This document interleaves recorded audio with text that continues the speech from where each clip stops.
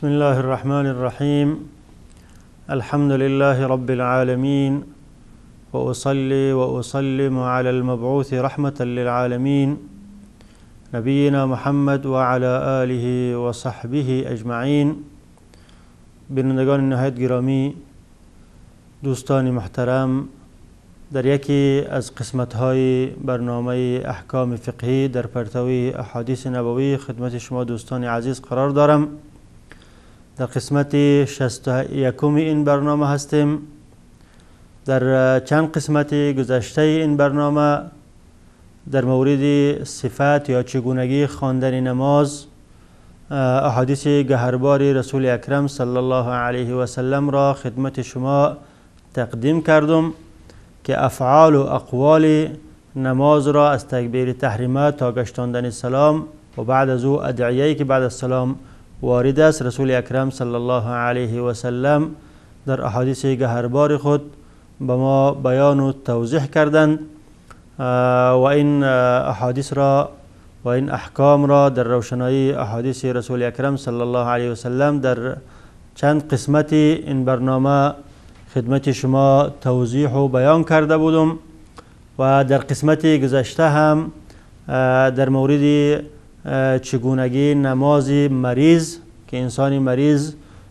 چه قسم باید نماز بخواند، اگر شخصی ایستاده نتواند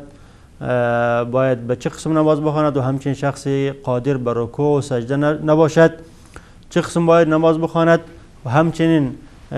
گفتیم که بنا به احادیث رسول اکرم صلی الله علیه و سلم نماز در هیچ حالت از انسان ساقط نمی شود. کسی که قادر به قیام باشد به قیام میخواند و کسی قادر به قیام نباشد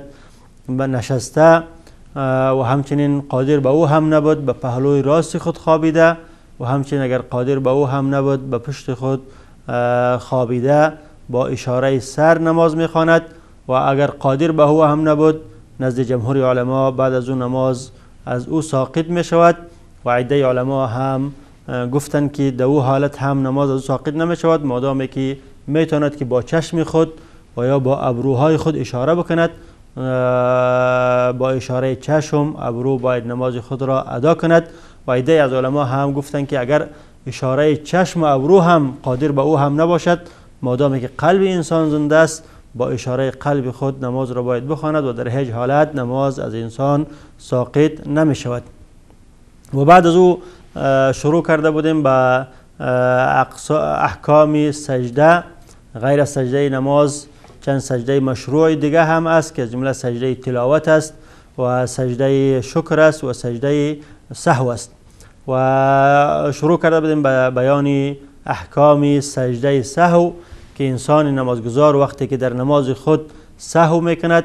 این سهو خود را رسول اکرم صلی الله علیه و سلم به ما بیان کردند که با کردن دو سجده میتواند که جبران کند و در قسمت گذشته خدمت شما توضیح دادم که از رسول اکرم صلی الله علیه و سلم سهو صادر شده، سهو وارد است که در نماز خود سهو کرده بودند یا اینکه الله متعال ایشان را در چند جای سهواند تا به ما بفهماند که اولا رسول اکرم صلی الله علیه و سلم بشر است و یکی از ویژگی ها و خصوصیات بشر است که سهو میکند و سهو هیچ منافاتی با عصمت انبیا با عصمت رسول اکرم و دیگر انبیا ندارد، چون موسی علیه السلام هم نبی بود و معصوم بود. باز هم میبینیم که در واقعی که با خضر دارد در سوره کهف بیان میشد 3 بار سهو میکند، در هر بار خضر علیه السلام او را تنبیه میکند و این حکمت اول از سهو نبی اکرم صلی الله علیه و سلم بود و حکمت دومش هم این است که برای تعلیم و فهماندن امت الله متعال شان را سهواند تا که یا رسول اکرم صلی الله علیه و سلم سهو کردند در نماز تا که برای امت خود بفهمانند که کسی که در نماز سهو میکند میتواند که با سهو خود را با 2 سجده جبران کند. و گفتیم که از رسول اکرم صلی الله علیه و سلم در طول حیاتشان 4 جای و در بعضی روایت ها هم 5 جای سهو وارد است. از جمله آن جایها حدیث عبدالله بن بحینه را که متفق علیه بود، حدیثی که اصحاب سنن و همچنین امام بخاری و امام مسلم یعنی صحاح 6 و امام احمد و امام مالک را روایت کرده بودند و حدیث صحیح است که رسول اکرم صلی الله علیه و سلم در یکی از نمازها که نماز پیشین بود سهو کردند و بعد از 2 رکعت خواندن به قعده ننشستند و بلند شدند و رکعت سوم و بعد از او متوجه سهو خود که شدند در آخر قبل از اینکه سلام بگردانند 2 سجده سهو کردند و بعد از او سلام گشتاندند. و اقوال علما را هم خدمت شما در قسمت گذشته عرض کرده بودم که علما بنا به احادیث از رسول اکرم صلی الله علیه و سلم وارد است که در بعضی احادیث رسول اکرم صلی الله علیه و سلم وقتی که سهو کردند قبل از سلام دادن 2 سجده کردند و در بعضی روایت ها در بعضی احادیث آمده که اولا سلام گشتاندند و بعد از او 2 سجده کردند. بنابراین علما اختلاف نظر دارند در این مورد که آیا سجده قبل از سلام کرده شود یا بعد از سلام و این اقوال را در قسمت گذشته خدمت شما عرض بیان کرده بودم و گفته بودم که قولی راجح و قولی که محققین علما او را ترجیح دادن و قول است که جمع بین احادیث میکنه و او این است که سهو یا به خاطر نقصانی می باشه یا به خاطر زیادت یا به خاطر نقصان در واجب که در واجب انسان کمی میکنه واجبی را در نماز ادا نمیکنه یا به خاطر زیادت در واجب که از واجب را از حد خود اضافه انجام بدهد. در وقتی که به خاطر نقصان بوده باشد باید اول 2 سجده کند بعد از سلام بگرداند، یعنی سجده قبل از سلام باید باشد سجده سهو. و اما اگر به خاطر زیادت در واجب بوده باشد در او صورت اولا سلام میگرداند بعد از 2 سجده میکند و بعد 2 سجده با دوباره سلام میگرداند. و از جمله احادیثی که بیان کننده سهو نبی اکرم صلی الله علیه و سلم است حدیث دیگری است متفق علیه که امام بخاری و امام مسلم را روایت میکنند مشهور به نام حدیث ذوالیدین است و این حدیث از صحابی جلیل القدر حضرت ابو هریره رضی الله عنه روایت شده که ایشان میفرمایند که رسول اکرم صلی الله علیه و سلم به ما نماز دادن و در یکی از 2 نمازها بود که نماز پیشین بود یا نماز عصر، نماز ظهر بود یا نماز عصر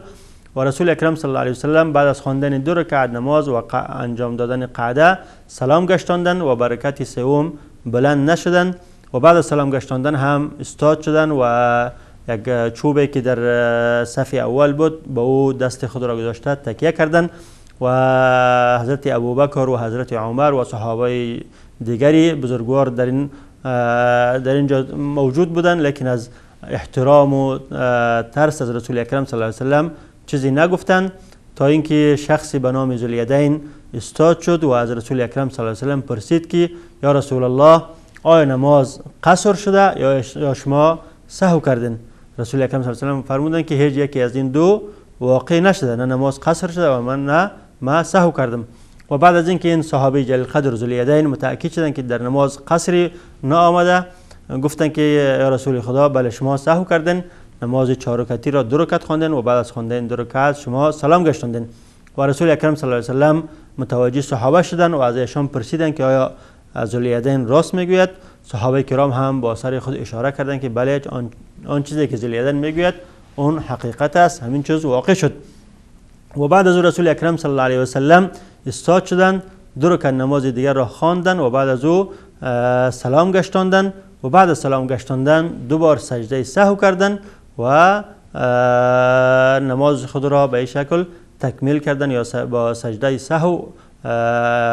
اضافه که در نماز آمده بود او را جبران کردند. و این حدیث لفظ این حدیث چنین است که رسول حضرت ابو هریره رضی الله عنه می‌فرماید که صلی النبی صلی الله علیه و سلم احدى صلاتي العشی رکعتین ثم سلم. رسول اکرم صلی الله علیه و سلم یکی از این 2 نماز عشی، نماز عشی یا العشی در زبان عربی همچنان که ابن منظور و امام ازهری میگن که علمای لغت که مراد از عشی در زبان عربی از وقتی را گفته میشد که از زوال شروع میشود تا به غروب آفتاب. از وقتی که از زوال آفتاب تا غروب آفتاب این وقت را به نام عشی یاد میکنند که شامل 2 نماز میشه، هم نماز پیشین و هم نماز عصر. و در یکی از روایت ها در امام مسلم تصریح آمده که نماز پیشین بوده و در روایت دیگری هم تصریح آمده در امام مسلم که نماز عصر بوده. و عده از علما به این قول اذعان دارند که 2 دفعه این از رسول اکرم صلی الله علیه و سلم این سهو وارد شده، یکی در نماز پیشین بوده و یکی در نماز عصر بوده. و یا اینکه حضرت ابو هریره اشتباه کردن که یا نماز پیشین بده یا نماز عصر بده، یکی از این دو نمازها بوده که رسول اکرم صلی الله علیه و سلم یک بار سهو کردن. ثم قام الى خشبه في مقدم المسجد، بعد از اینکه رسول اکرم صلی الله علیه و سلم بعد از 2 رکعت نماز سلام گشتاندن، استاد شدن، چوبی که در پیش روی صف اول بود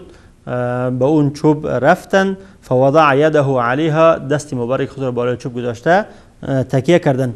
و فی القوم ابو بکر و عمر فهابا ان یکلماه، و در مابین نمازگزارها حضرت ابوبکر خلیفه اول و حضرت عمر خلیفه دوم هم بودن و از ترس رسول اکرم و از احترام به ایشان سخنی نگفتند، ساکت ماندن. و خرج سرعان الناس فقالوا قصرت الصلاة، کسایی که بعد از نماز زود می برآمدن. سرعان کسانی که کار دارن، دکاندار هستن، اهل بازار هستن، بعد از نماز زود می براین، آنها زود برآمدن از مسجد و گفتن که قصرت الصلاة، نماز قصر شده. رسول اکرم صلی الله علیه و سلم 2 رکعت نماز خواند، به این معنا که نمازهای 4 رکعتی به حکم الهی 2 رکعتی شده. اونها به این گمان شدن. و فی القوم رجل یدعوه النبی صلی الله علیه و سلم ذی الیدین، و در مابین نمازگزارها شخصی هم بود که رسول اکرم صلی الله علیه و سلم برای از او ذی الیدین میگفت، چون دستهای این صحابی جلیل القدر دراز بود. رسول اکرم صلی الله علیه و سلم و ایشان ذی الیدین صدا میکردن. و در بعضی روایت ها نامشان آمده که به نام الخرباق ابن عمرو، خرباق ابن عمرو نامشان بود. و صحابی دیگری هم به نام شمالین است که در او هم یکی از موارد سهو نبی که رسول الله صلی الله علیه و سلم نقل میکند و اون شخصی دیگری است و این شخصی دیگری. فقال یا رسول الله انسیت ام قصرت الصلاة، این شخص ذو الیدین بلند شد و به رسول اکرم صلی الله علیه و سلم گفت که ای رسول خدا، آیا نماز قصر شده؟ از طرف الهی حکم جدیدی آمده که او قصر نماز است که نماز 4 رکعتی به حکم الهی 2 رکعتی شده، ام نسید، یا اینکه شما فراموش کردین نماز 4 رکعتی را 2 رکعت خواندین. فقال لم انسى ولم تقصر، رسول اکرم صلی الله علیه و سلم فرمودن که نه ما فراموش کردم و نه نماز قصر شده. فقال بلا قد نسید، بعد از اینکه این ذو الیدین متأکد شد که در نماز قصر نآمده، حکم جدید نآمده، فرمود که بلا قد نسید، بله رسول اکرم صلی الله علیه و سلم شما فراموش کردین نماز 4 رکعتی را 2 رکعت خواندین. فصلى رکعتین ثم سلم، و در بعضی روایت های دیگه آمده در امام مسلم که در سنن ابو داود که رسول اکرم صلی الله علیه و سلم متوجه صحابه شدن و پرسیدن که اصدق ذو الیدین، آیا ذو الیدین راست میگوید؟ صحابه کرام به سر خود اشاره کردند که بله، آنچه که ذو الیدین میگوید او حقیقت و راست است. فقام فصلى ركعتين ثم سلم ثم كبر ثم سجد مثل سجوده او اطول، و بعد از 2 رکعت نماز خواندن و بعد از تشهد خواندن سلام گشتاندن و بعد از گشتاندن سلام باز سجده کردن و سجدهشان مثل سجده نماز اولی، نماز سجده های اولی بود، یا اینکه از اون سجده اولی که درازتر سجده کردن. ثم رفع رأسه فكبر، بعد از او تکبیر گفته سر مبارک خود را بلند کردن. ثم وضع رأسه فكبر، بعد از او برای سجده دوم دوباره سر مبارک خود را به زمین گذاشتن و سجده دوم را تکبیر گفته انجام دادن. فسجد مثل سجوده او اطول، مثل سجده اولی یا درازتر از او سجده دومی را هم انجام دادن. ثم رفع رأسه و کبر، بعد از سر مبارک خود را تکبیر گفته بلند کردن. این حدیث دلالت به این میکند که سجده سهو بعد از سلام گشتاندن می شود و انسان وقتی سهو میکند و بعد از اینکه تشهد را خواند اول سلام میگرداند و بعد از او 2 سجده سهو را میکند. اما حدیثی که در قسمت گذشته خدمت شما عرض کردم، حدیث عبدالله بن بحینه، دلالت کردن به این بود که رسول اکرم صلی الله علیه و سلم اولا 2 سجده کردن و بعد از او سلام گشتاندن. و گفتیم که عده‌ای از علمای احناف به این حدیث دلیل گرفتن، به حدیث ذو الیدین، و گفتن که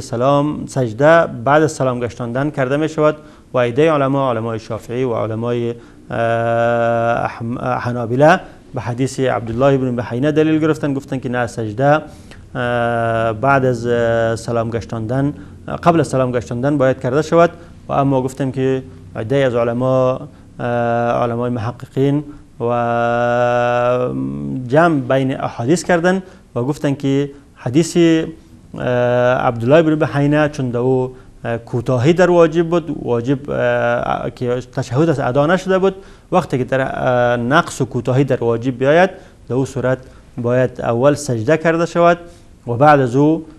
سلام گشتانده شود. اما حدیث ذوالیدین در اینجا اضافه زیاده آمده بر واجب، چون واجب این بود که بعد از تشهد ایستاد شود. رسول اکرم بعد از تشهد ایستاد نشدن، درود را خواندن، سلام گشتاندن و بعد از او سخن هم گفتن و بعد از او وقتی که متوجه شدن یقینشون پیدا شد که سهو کردن، ایستاد شدن، دو رکعت نماز دیگر خواندن. در اینجا اضافه آمده بر واجب، در اینجا بعد از سلام گشتاندن سجده کردن. لذا اگر انسان وقتی در نماز سهو میکند، اگر سهوش به قسمی باشد که نقصان در واجب باشد، کوتاهی و کمی در واجب آمده باشد، اولا سلام میگرداند و بعد از او سجده میکند.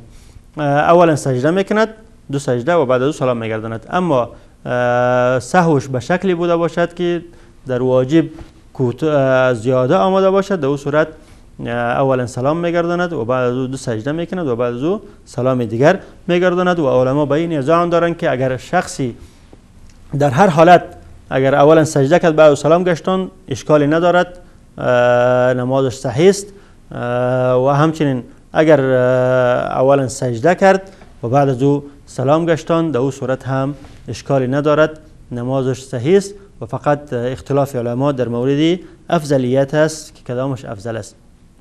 و این حدیث هم دلالت به این میکند که اگر شخصی به فکری از نماز بیرون شد که نمازش تکمیل شده، یا به فکری از که نمازش تکمیل شده در نماز سخنی گفت یا فراموشن سخن گفت، این سخن گفتن به فراموشی یا این سخن گفتن به نیت از که نماز تکمیل شده یا خارج شدن از نماز به نیت از که نماز تکمیل شده، نماز فاسد نمیکنه. همچنان که رسول اکرم صلی الله علیه و سلم فراموش کردن، بعد از که نماز سلام گشتاندن و بعد از او با ذوالیدین سخن گفتن و صحابه هم پرسان کردن، این هم اعمال انجام دادن. باز هم وقتی که متأکد شدن که در نماز سهو کردن، ایستاد شده، در که نماز دیگر را خواندن. و این رأی جمهور علماست، علمای شافعی و علمای حنابلة و روایت از امام مالک و همچنین جمهور صحابه و تابعین و محدثین همه به این قول دارند بنا به حدیث صحیح، حدیث ذوالیدین که از رسول اکرم صلی الله علیه و سلم روایت شده. و عده از علمای احناف و روایت از امام مالک قولشان این است که اگر شخصی سهو میکنه و در نماز سهو میکنه و از نماز بیرون میشه و یا سهوا سخن میگوید، این شخص نمازش فاسد میشه، باید دوباره اعاده بکنه. خاطری که در نماز هم عمدن سخن گفتن نماز را باطل میکنه و هم سهوا سخن گفتن نماز را باطل میکنه. و استدلال کردن با احادیث عام که از رسول اکرم صلی الله علیه و سلم ثابت شده، همچنان که حدیث عباده بن صامت که متفق، زید بن ارقم که متفق علیه است، که رسول اکرم صلی الله علیه و سلم که ایشان فرمودن ان كنا نتكلم في الصلاه على عهد رسول الله صلی الله علیه و سلم يكلم احدنا صاحبه حتى نزلت حافظوا على الصلوات فامرنا بالسكوت ونهينا عن الكلام، که ما سابق در نماز سخن میگفتیم حتی اینکه این آیه نازل شد که حافظوا على الصلوات والصلاه الوسطى، ما از سخن گفتن منع شدیم. گفتن که این عام است، هم سخنی سهوا را شامل میشه و هم سخنی عمدن را. و حدیث دیگری هم که از سخن گفتن رسول اکرم صلی الله علیه و سلم منع کردن، گفتن این حدیث ناسخ است به حدیث ذوالیدین. لذا اگر شخصی سهوا هم سخن گفت در نماز یا سهوا هم از نماز خارج شد، باز هم نمازش باطل میشه، باید نماز خود را دوباره اعاده کنه. لیکن جمهور علما قولشان این است که این احادیث عام است، اما حدیث ذوالیدین خاص است. وقتی که معارضه بین عام و خاص بیاید، خاص بر عام مقدم است و او عموم بر حالت خود باقی میماند و در حالتهای خاص عمل به حدیث ذوالیدین میشود. و اگر بنا به حدیث ذوالیدین که متفق علیه است، جمهور علما قولشان این است که اگر شخصی سهوا هم سخن گفت و سهوا از نماز خارج و با فکر از که نماز تمام شد از نماز خارج شد، نماز فاسد نمیشود، نماز خود را تکمیل میکند و در آخر به خاطر جبران دو سجده سهو میکند. و بعد از دیدن یک برنامه کوتاه دوباره خدمت شما هستم با ادامه این مطلب و مطالب دیگری با ما باشید.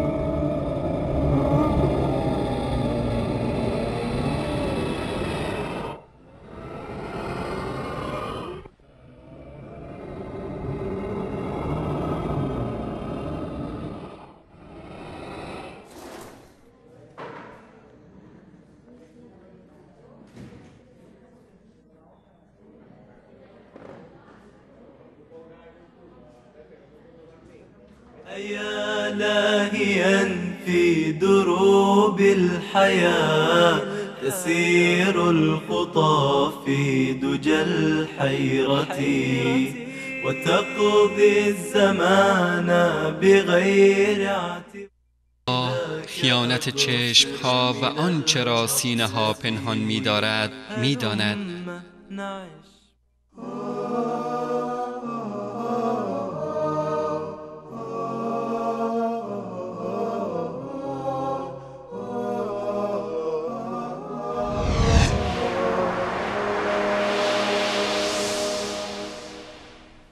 بسم الله الرحمن الرحیم. بینندگان محترم، با سلام مجدد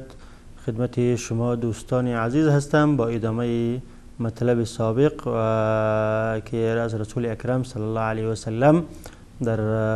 جاهای متعددی که بعضی ها 4 گفتن، بعضی ها 5 گفتن، سهو در نماز گفتیم وارد شده به خاطر فهماندن امت و به خاطر اینکه بیان کننده این باشد که رسول اکرم صلی الله علیه و سلم بشر هستند و کسی او را حق ندارد که از مرتبه بشریت و عبودیت به مرتبه الوهیت برساند.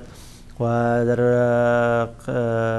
قسمت اول خدمت شما بیان کردم که یکی از جاهایی که رسول اکرم صلی الله علیه و سلم در آنجا سهو کردن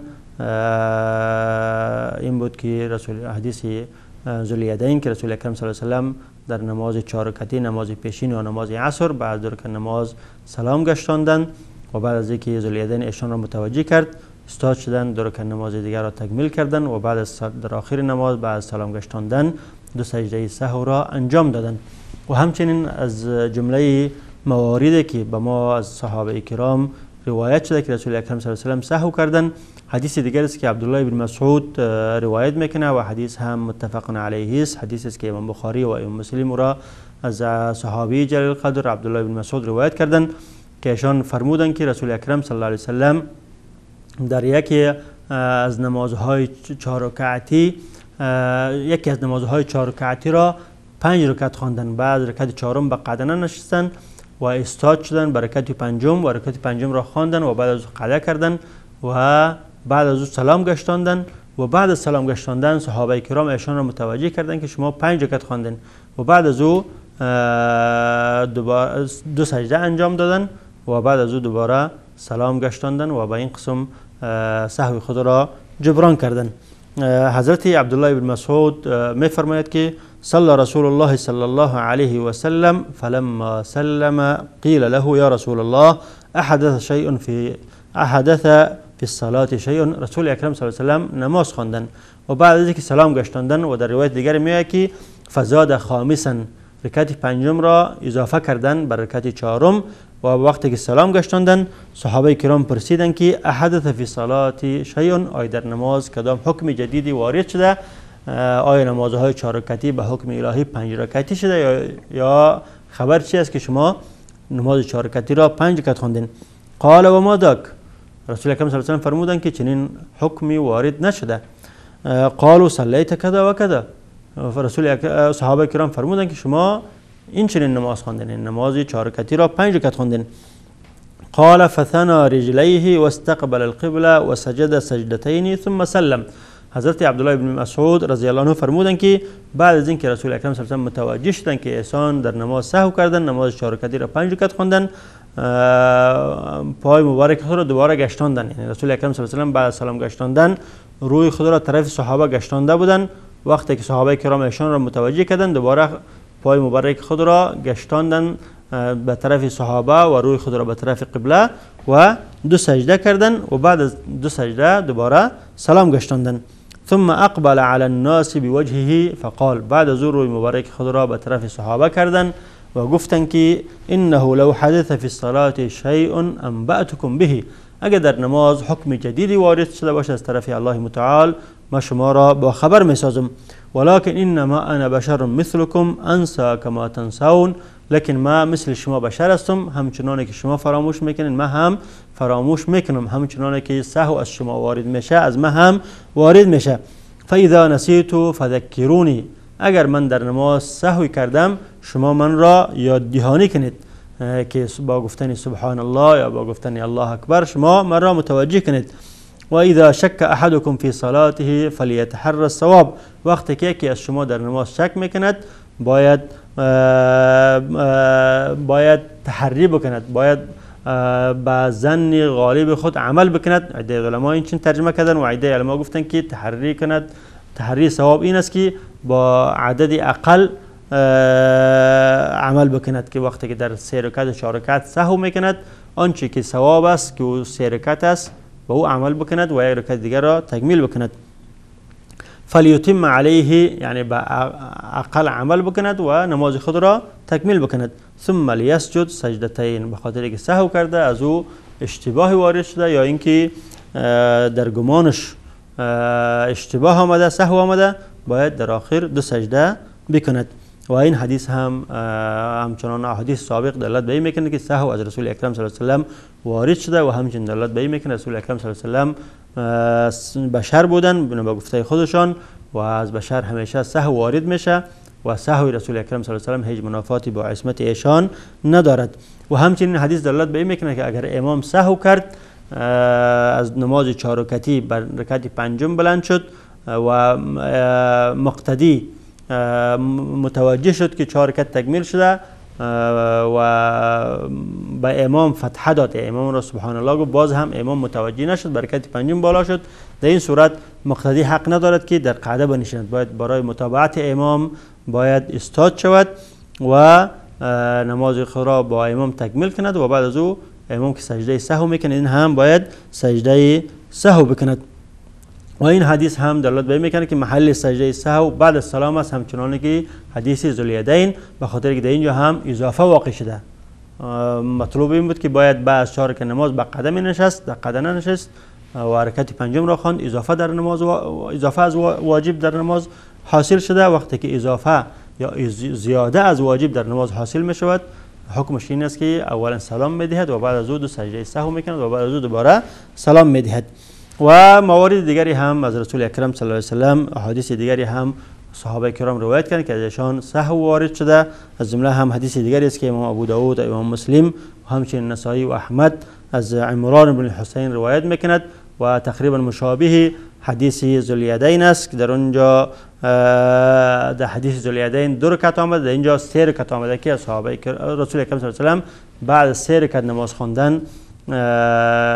سلام گشتاندن و بعد از او به خانه خود رفتن و بعد از او شخصی به نام خرباق بن عمرو که بعضیا میگن همین ذوالیدین است، رسول اکرم صلی الله علیه و سلم رفتن متوجه کردن، رسول اکرم دوباره آمدن برکت 4 را تکمیل کردن و بعد از او سلام گشتاندن و 2 سجده سهو کردن و بعد از او دوباره سلام آخر را گشتاندن. عده از علما گفتن که این موضوع دیگری هم، این موضوع دیگری است، موضوع 4 است که در رسول اکرم صلی الله علیه و سلم وارد شده یا موضوع 5 است. و عده هم قول به این دارند که این حدیث و حدیث ذوالیدین یکی است، لیکن آن را حضرت ابو هریره روایت کرده و این را حضرت عمران بن حسین. پس اگر هر دو را یکی بگیریم به این معنی که از رسول اکرم صلی الله علیه و سلم در 4 جای سهو وارد شده و اگر اون را جدا بگیریم و این را جدا، یعنی 2 واقعه بگیریم به این معنی که از رسول اکرم صلی الله علیه و سلم تقریبا در 5 جای سهو وارد شده. و حکم دیگر این که اگر سهو از انسان وارد شود، آیا بعد از سجده سهو میتواند که تشهد را دوباره اعاده کند یا اینکه باید این شخص دوباره تشهد را اعاده کند یا اینکه اعاده تشهد بر او لازم هست یا نیست؟ این حکم و احکام دیگری که قواعد دیگر و احکام دیگری که در مورد سجده سهو علما بنا با احادیث گهربار رسول اکرم صلی الله علیه و سلم بیان کردن، در قسمت آینده ان شاء الله خدمت شما عرض بیان میکنم، چون در اینجا وقت برنامه ما با پایان میرسد و تا به قسمت آینده با شما خداحافظی میکنم. و السلام علیکم و رحمت الله و برکاته.